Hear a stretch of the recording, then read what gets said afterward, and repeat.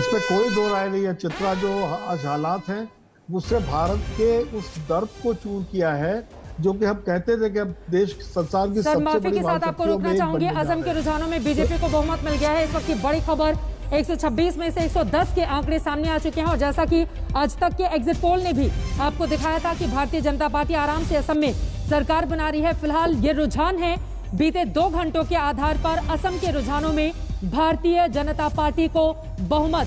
क्या ट्रेंड इसी तरह से शशि शेखर जी कायम रहेगा? उसके बाद संजय जी मैं फौरन आपके पास आऊंगी। असम के रुझानों में बीजेपी को बहुमत, 126 सीटों में बीजेपी 70 सीट पर आगे, जबकि कांग्रेस गठबंधन सिर्फ 37 सीटों पर आगे चल रहा है।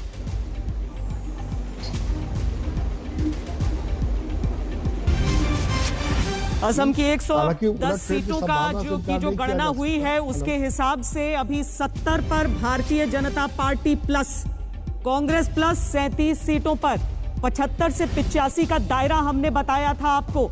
लेकिन इन सारी चीजों के बीच बंगाल से, पश्चिम बंगाल से आने वाली एक सीट की जो खबर है वो जिस पर सबकी निगाहें लगी हैं, यानी नंदीग्राम, जहां 4500 सीटों से आगे चलते हुए नजर आ रहे हैं। लेकिन बीजेपी के बाबुल सुप्रियो टॉलीगंज से पीछे हैं। केंद्रीय मंत्री बाबुल सुप्रियो, जिन्हें उतार दिया गया था चुनाव के मैदान में विधानसभा के चुनाव लड़ने के लिए। टॉलीगंज एक बहुत ही कठिन सीट थी क्योंकि तृणमूल कांग्रेस के जो उम्मीदवार वहां पर है बहुत मजबूत स्थिति में माने जाते हैं और तृणमूल का लंबे समय से गढ़ रहा है वो। लेकिन अभी जो आंकड़े हमारे सामने आ रहे हैं, रुझानों में जो हमें नंबर्स मिल रहे हैं उसके अनुसार बीजेपी के बाबुल सुप्रियो टॉलीगंज से पीछे हैं। लेकिन नंदीग्राम का जो आंकड़ा है वहां पर शुभेंदु अधिकारी इस समय 4551 वोटों से अभी ममता बनर्जी से आगे चल रहे हैं। संजय जी, विधानसभा चुनावों के आंकड़े, हालांकि उस समय हमने देखा था कि किस तरीके से पहले पोस्टल बैलेट्स में 1500 के आसपास की उनकी बढ़त हुई, लेकिन धीरे धीरे ये बढ़त ऊपर से एक सिटिंग मुख्यमंत्री के अगेंस्ट बड़ा आंकड़ा होता है।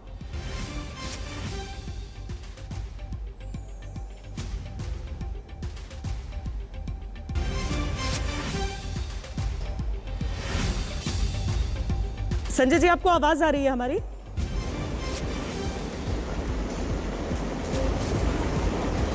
इस वक्त की बड़ी खबर श्रोता जल्दी से दे देते हैं। बाबुल सुप्रियो टॉलीगंज से पीछे चल रहे हैं और उनके सामने मंत्री हैं, दिग्गज नेता हैं जिनको उतारा है। लॉकेट चैटर्जी भी गिनती में पीछे चल रही हैं। तो ये बीजेपी के लिए फिलहाल अच्छी खबर नहीं, क्योंकि अपने सांसद और मंत्रियों को चुनावी मैदान में बीजेपी ने उतारा है। स्वप्न दास गुप्ता, जो कि राज्यसभा सांसद रहे हैं और तारकेश्वर से चुनावी मैदान में है, 3000 वोटों से वो भी पीछे चल रहे हैं।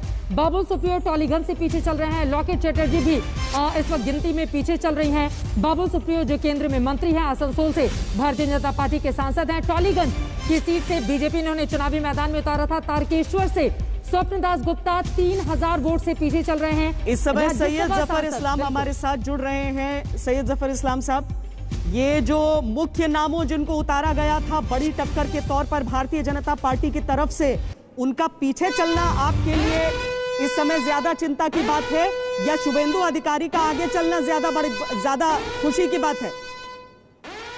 और रुझानों में टीएमसी को बहुमत हो गया है, 148 पर आगे इस समय टीएमसी चल रही है। ये दोनों खबरों का आकलन आपके हिसाब से सैयद जफर इस्लाम साहब? बहुत ही शुरुआती रुझान है, बहुत ही शुरुआती रुझान। अभी